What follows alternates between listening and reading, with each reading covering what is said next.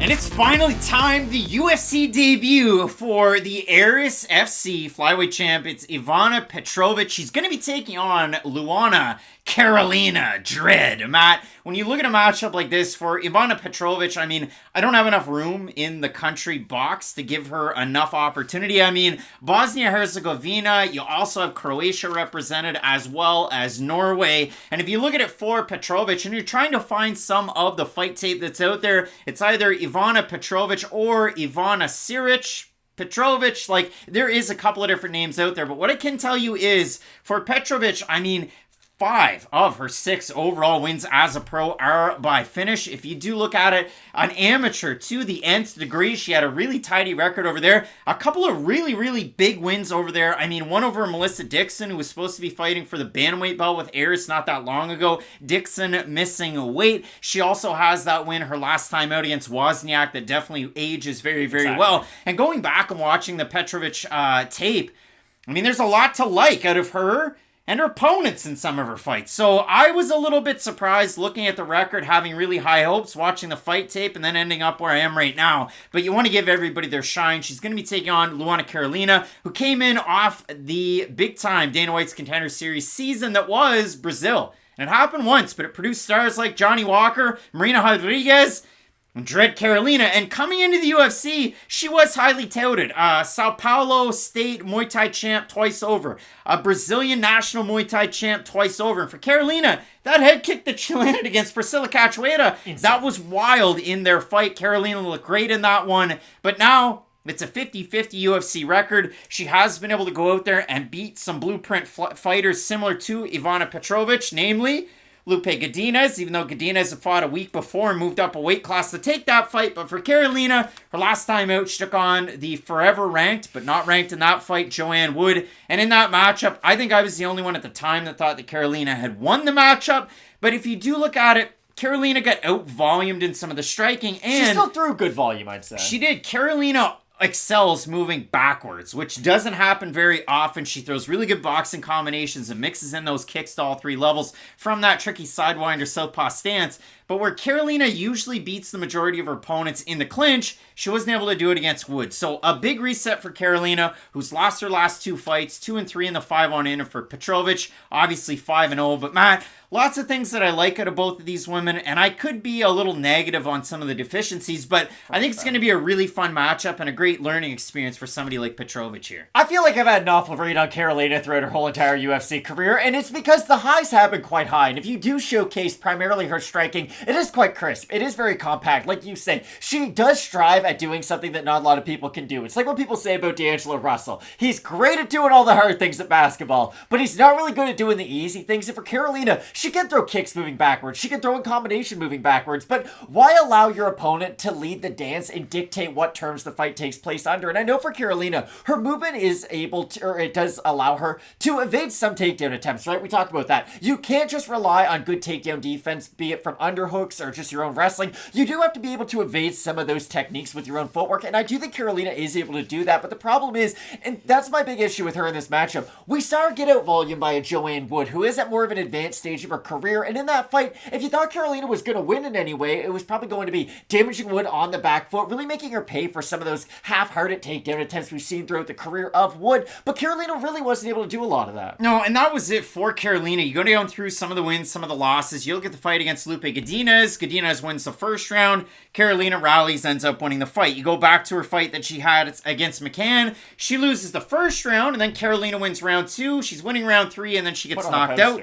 You go back and you look at the fight against Poliana Botelho. She loses the first round, gets 10-8'd pretty well, and then rallies round 2, round 3. So Carolina, the takedown defense, it's kind of wishy-washy. And for Ivana Petrovic, I listened to an interview that she had done with Chaos MMA, Ryan Perlmutter, and Petrovic already in Vegas getting ready for this matchup. She also has great English, so really good skills there. She said that she got the UFC call a week or 2 after her recent Aris Title FC fight that she had against Wozniak. She was ready for it. She kind of left vacation early to start getting ready for this matchup. She likes the fact that her wrestling and her jiu-jitsu should carry her to a win in this matchup. Said that her teammates think that she's going to get the second round submission win in it. And yeah, it very well could happen. You look at it for Petrovic, you look and you consider, well, 6-0 as a pro. What's the combined opponent record? It's 14-5.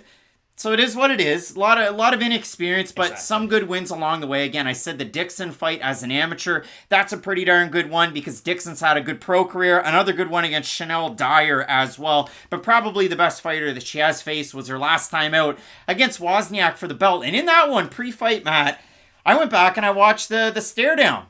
And they mean mugged it. You had a push from Petrovic, who said in the interview that she did that, listen, the Wozniak kind of initiated it, but I've never seen somebody look more perplexed than Cyril Gahn standing in the background of that one.